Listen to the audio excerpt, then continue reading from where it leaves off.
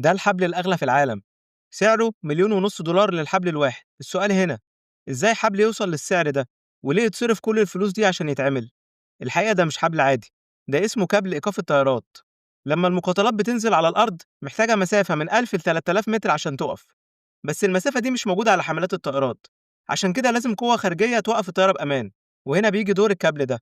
النهارده حملات الطيارات الأمريكية متجهزة بجهاز اسمه مارك 7 مود 3.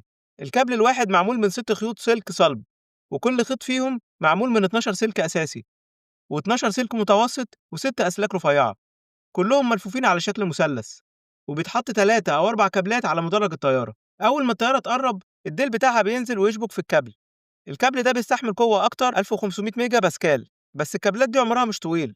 الأمريكان بينصحوا يغيروها بعد 200 هبوط، ولو ظهر فيها أي مشكلة لازم تتغير فورا. في سنة 2016 أثناء هبوط طيارة الكابل فجأة اتقطع، والطيارة لحقت تطير تاني، لكن للأسف الكابل خبط في 8 من طاقم الأرض واتصابوا إصابات خطيرة. وأخيرا لو عجبك الفيديو اضغط لايك وشير وتابعني وانتظر مزيد. شكرا.